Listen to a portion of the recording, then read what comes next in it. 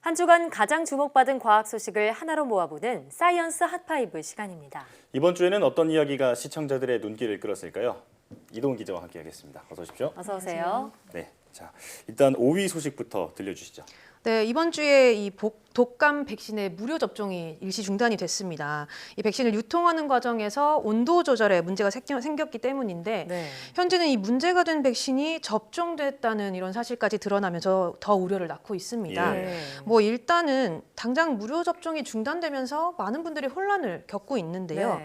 가장 우려되는 게 바로 이 백신 품귀 현상이라고 합니다. 정부의 이 무료 접종 사업이 일시 중단이 됐지만 병의원에서 유료로 백신을 맞을 수는 있는데요. 네. 일부 병원에는 이 돈을 내고라도 빨리 백신을 맞겠다는 사람들이 몰려들면서 아주 긴 줄을 서기도 했습니다. 예. 게다가 문제가 된 백신의 품질 검사 결과가 정확하게 나오려면 2주 정도가 더 걸리는데 네. 뭐 어린 자녀를 둔 부모님들이나 뭐 고령자들의 경우는 마냥 기다리기가 좀 불안하다 이렇게 생각을 하시는 분들도 많거든요. 예. 그리고 또 괜히 기다리다가 이 유료로 맞을 수 있는 이 백신의 물량까지 다 떨어지는 게 아닌가 이런 불안한 마음에 서둘러서 이 예방 접종을 하시는 분들이 많다고 합니다. 네, 일단 만 12세 이하와 임신부 대상 무료 접종은 다시 재개한다고 하니까 참고하시면 좋겠네요. 다음 소식은 어떤 건가요? 네, 이 코로나19 사태가 장기화하면서 여행에 대한 갈증이 정말 커지고 있습니다. 맞습니다. 네, 특히 뭐 해외여행이 불가능해지면서 어떻게 뭐 비행기라도 한번 타보고 싶다 이렇게 생각하시는 분들이 많은 것 같아요. 네. 사실 공항에 가서 그 면세점에서 쇼핑도 좀 하고 맞아요. 비행기를 타기만 해도 여행을 간 기분이 들거든요. 네, 맞습니다. 그래서 등장한 이 새로운 여행 형태가 있었습니다. 바로 이 비행기를 타고 해외로 나가서 내리지 않고 네. 이 상공만 돌아보고 오는 그런 여행 형태였습니다. 아, 예. 이 얼마 전에 대만 관광객들이 이런 형태로 이 제주 여행을 시작을 했습니다. 관광객들은 이 대만 공항에서 비행기를 타고 제주 상공에 도착한 뒤에 착륙하는 대신 기내에서 한 20분 정도 이벤트를 즐깁니다. 예. 제주도 사투리도 배워보고요. 오. 또 이 제주도에 관한 이 다양한 퀴즈도 풀어보고요. 또 이 기내식으로는 이 한류 드라마로 아주 인기를 끌고 있는 치맥도 네. 즐겨볼 수가 있습니다. 네. 이렇게 여행하는데 출발부터 도착까지 한 3시간 반 정도가 걸린다고 하는데요. 상품이 출시된 지 4분 만에 완판이 되기도 했고요. 예. 뭐 대만 관광객들의 관심이 아주 뜨거웠다고 합니다. 예. 그러니까 얼마나 요즘 사람들이 답답하면 이런 상품이 생길까 네. 싶은데 정말 코로나19가 이뿐만 아니라 우리 사회의 많은 부분을 바꾸고 있죠. 그렇습니다. 또 빼놓을 수 없는 게 이 곧 다가올 추석 풍경입니다. 예. 우선은 뭐 여러 번 저희도 이 시간을 통해서 말씀을 드렸지만 고향을 찾는 분들이 아주 크게 줄었고요. 또 이동을 하더라도 방역 수칙을 지키기 위해서 많은 노력들이 이루어지고 있습니다. 네. 뭐 앞서 보도에서도 보신 것처럼 이 버스 터미널에 인공지능 로봇이 등장을 해서요.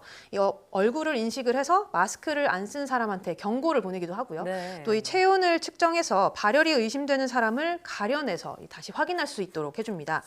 또 이 직접 가는 대신에 온라인으로 성묘를 할 수 있는 서비스도 시작이 됐고요. 네. 요즘엔 또 벌초 대행 업체를 이용하는 사람들도 크게 늘었다고 합니다. 또 일부 지자체에서는 이 랜선 고향 여행이라는 걸 마련했다고 해요. 네. 그래서 이 지역의 다양한 풍경을 담아서 그리운 고향 모습을 볼 수 있게도 해주고요. 또 이 숨겨진 명소라던가 뭐 이른바 힐링 스팟들을 좀 소개를 해주면서 이 잠시나마 고향의 정취를 느낄 수 있게 해준다고 합니다. 예, 이렇게 새로운 문화가 형성되면서 긍정적인 측면도 있을 것 같은데 그런데 이런 비대면 추석을 지금 악용하는 경우도 있다고요? 네, 그렇습니다. 뭐 이번 추석에 고향에 내려가는 분들이 줄어든 대신에 네. 뭐 문자로 선물이나 안부 주고받는 분들 많으실 텐데 이걸 또 악용을 해서 이 뭐 자녀라든가 지인 행세를 하면서 이 접근을 한 다음에 예. 금융 정보를 빼내가는 그런 범죄가 늘고 있습니다. 아, 예. 이른바 스미싱이라고 하는 문자 금융 사기인데요. 우선은 뭐 선물을 보냈으니까 확인을 해보라 이렇게 얘기를 하면서 문자를 보냅니다. 그러면 여기 있는 링크를 클릭하도록 하는데 예. 이 링크를 클릭하면 스마트폰에 원격 조종 앱이 설치가 되거든요. 네. 그러면 이제 사기범들이 자신들이 요구한 어떤 신용카드라던가 계좌 정보와 같이 금융 정보를 이용을 해서 이 스마트폰 앱을 조종을 해서 이 금전을 탈취를 하는 겁니다. 네. 특히 어르신들은 이 자식들의 얘기는 거의 뭐 의심 없이 믿으시는 맞아요. 경우가 많잖아요. 맞아요. 또 잘 모르시니까 더 그러고요. 그렇죠. 혹시 뭐 명절 인사라든가 모바일 상품권을 받았는데 인터넷 주소가 있다. 그러면 함부로 이렇게 클릭하시지 마시고 반드시 자녀라든가 뭐 지인에게 보내신 분에게 확실히 확인을 네. 하시는 게 좋을 것 같습니다. 예. 또 요새 각종 정부 지원금과 관련한 그런 문자 맞습니다. 금융사기 네. 피해도 늘고 있다고 하니까 주의가 필요하겠습니다. 네.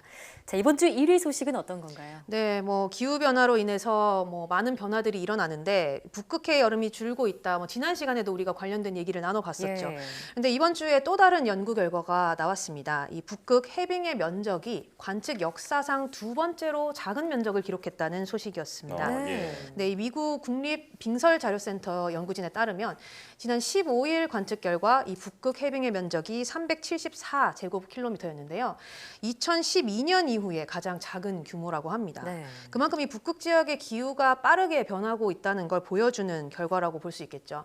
이렇게 이 바다 위의 얼음이 줄어들면 이 태양열을 바다가 더 많이 흡수하게 되면서 바닷물 전체의 온도가 올라가게 됩니다. 예. 실제로 이 지난 40년 동안 북극권의 온도가 다른 지역보다 2배 이상 올랐는데요.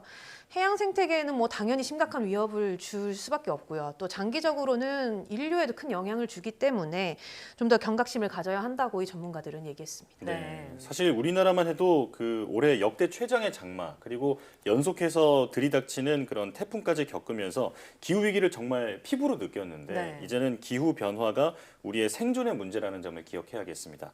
지금까지 이동훈 기자와 함께했습니다. 오늘 말씀 잘 들었습니다. 잘 들었습니다.